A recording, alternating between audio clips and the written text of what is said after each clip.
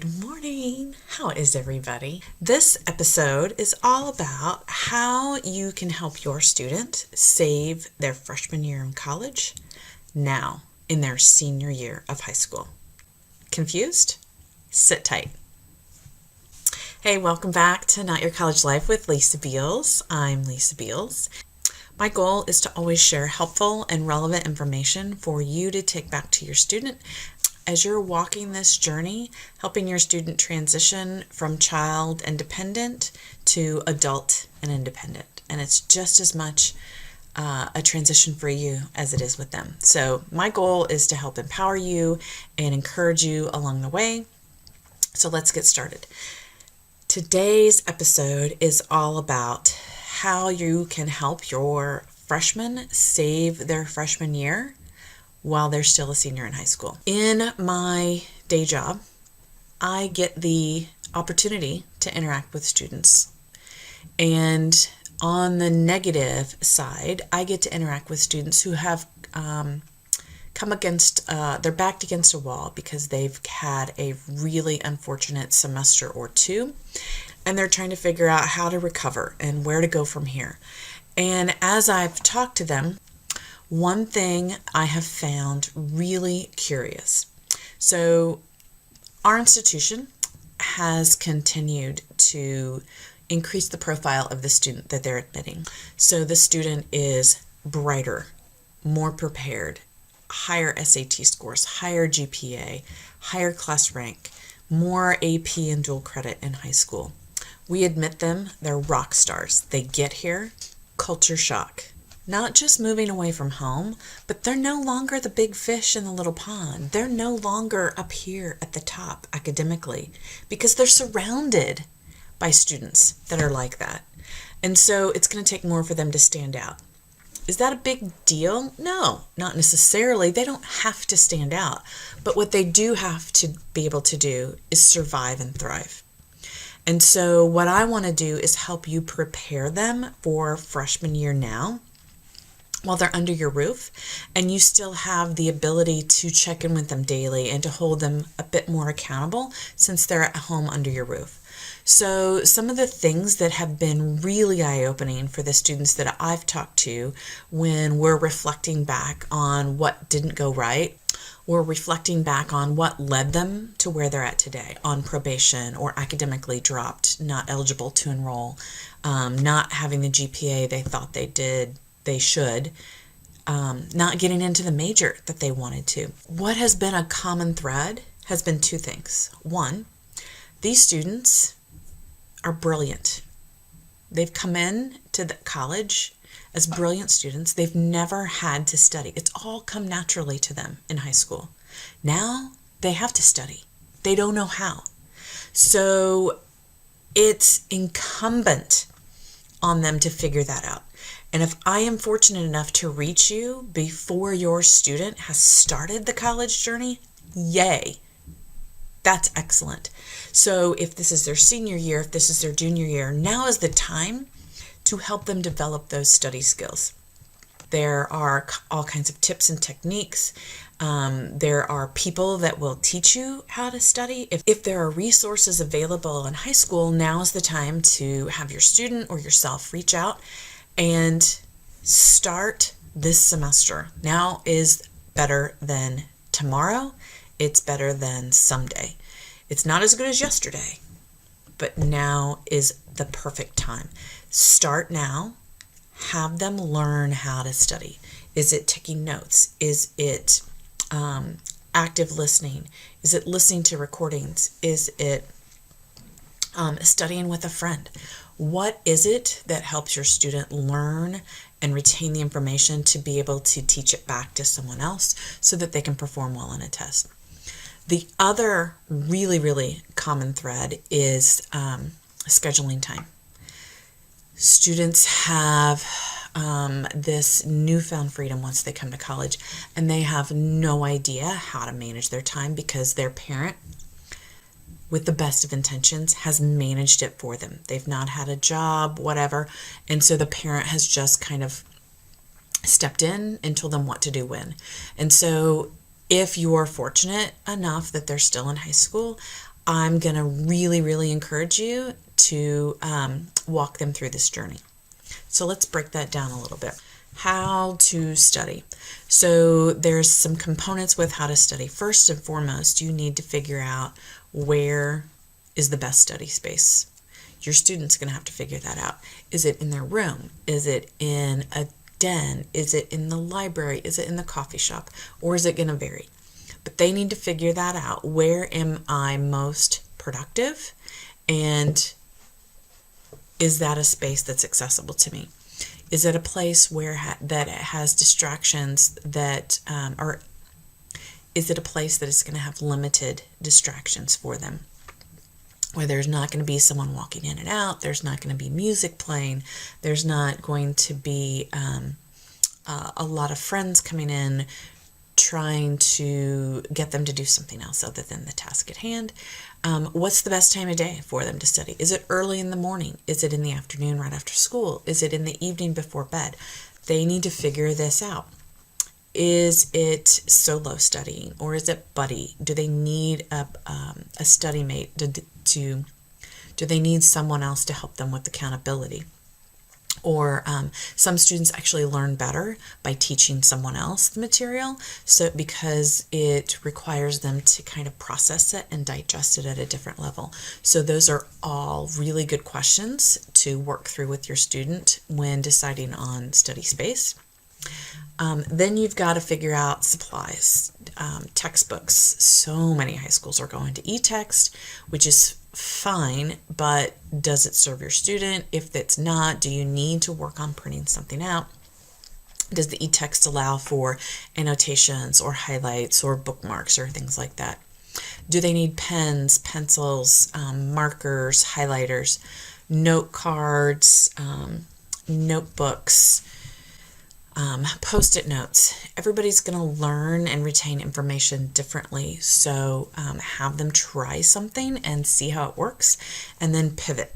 I would try it for at least a couple weeks, 30 days ideally, see how they're doing, retaining the information, and then pivot and adjust those areas that you need. Another thing is consider, do they need earbuds or headphones for mitigating distractions? Are they listening to a lecture, or are they putting music on to help? Are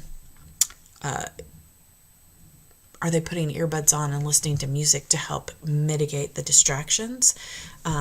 Some kids actually do better listening to music.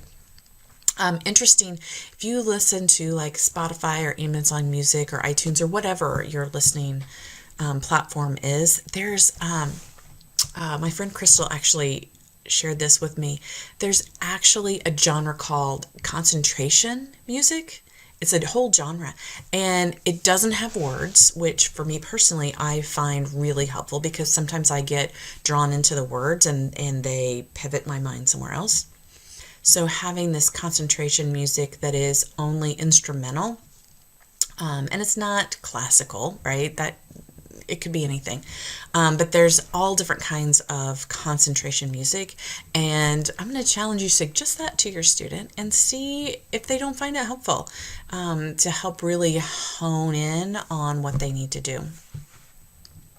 And then a reminder, always make sure that they are hydrated and that they are power snacks, power bars, protein bars, whatever it is that they need to keep the hunger pains away as a distraction are beneficial. Okay, and then the other thing is scheduling time. So there are tons of options out there for you. There are planners, there are journals, there are calendars, there are paper options, there are apps, there are dry erase boards. There are the options are limitless. Again, if you are a subscriber, I've got several options out there on my Pinterest board. I'll include that in my email this week. Shoot me an email if you want my Pinterest board that includes not only how to study, but also how to schedule time. Work with your students, sit down with them and shoot for and 80% success.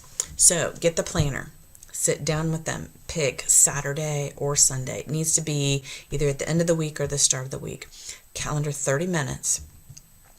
And it's it's just as much a commitment for you as it is for them, because you're teaching them, right? You're the instructor here. So take 30 to 45 minutes, Saturday or Sunday, and you're going to sit down with them and you're going to plan their week. Look at their schoolwork first. Do they have tests? Do they have quizzes? Do they have papers? And put those in the calendar, block out time, have them make the decision when's a good time for them. Certainly they're going to need to put the hours of school in their planner.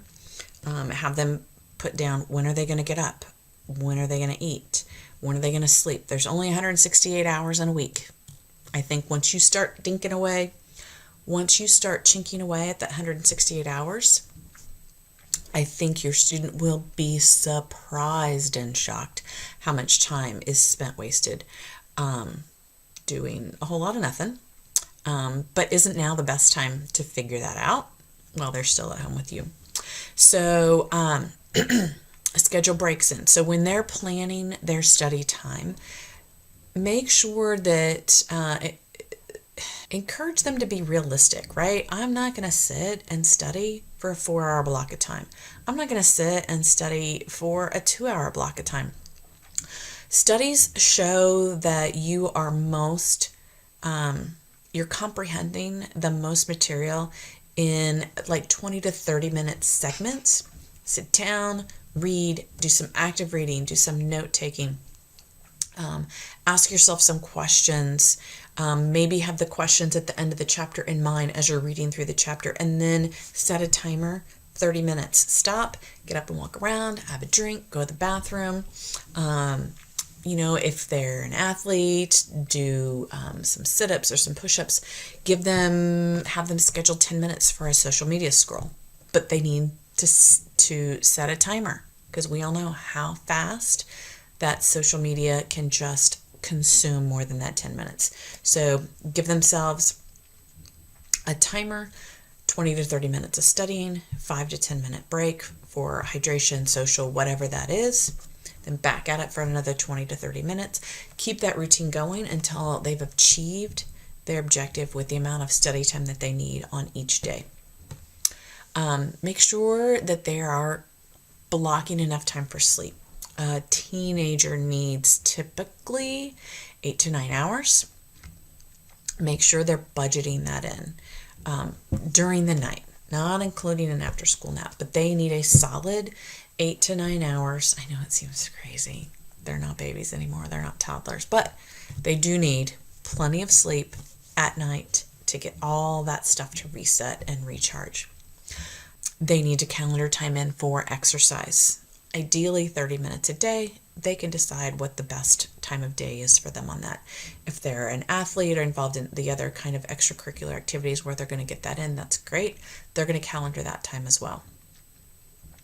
And then have them go ahead and schedule their social time, whether it's social media or whether it's activities and gatherings, hanging out on the weekends with their friends after school. Go ahead and calendar it.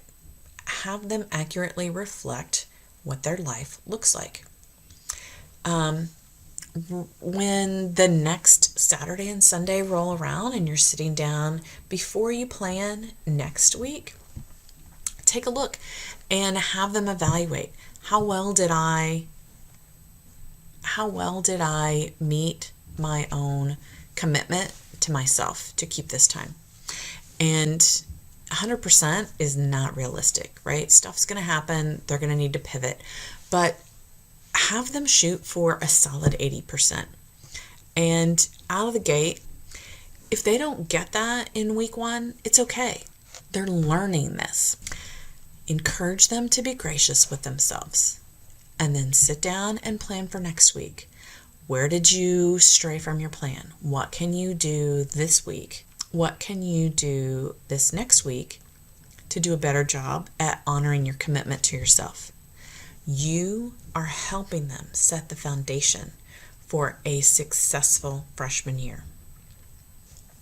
Again, this is the one, it's not the only, but it is a very consistent response I get back from students that have struggled their freshman year.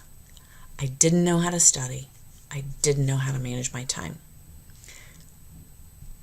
If I could give any parent of a newly admitted college freshman in their senior year one piece of advice, a must-do, it's ensure your student knows how to study and ensure your student knows how to manage their time. And if they don't, get on it now. If there's anything I can do to help, please email me. I will connect you to resources. I have lots of friends and colleagues that do this kind of thing. Surely in your own community, in your own high school, you've got coaches and mentors and success coaches, tutors that your student could reach out to. They may even have peers that already know how to do this stuff that they might listen to and follow the advice of more so than they would of you.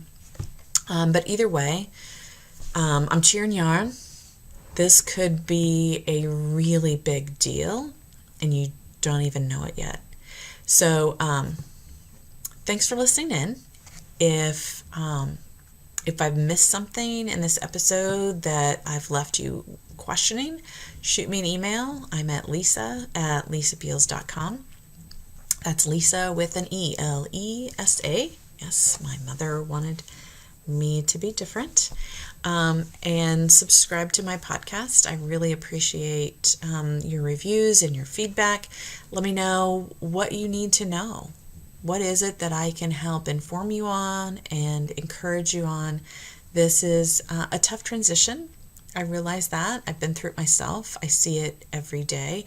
And my goal is to help you through that transition and to encourage you along the way, give you answers and resources to make this journey as enjoyable as you can possibly make it, and make those memories with your kiddo and relish watching them grow into a healthy and productive and amazing young adult that you raise them to be. So until next time, thanks for tuning in. Remember, this is not your college life, it's your students. Take care.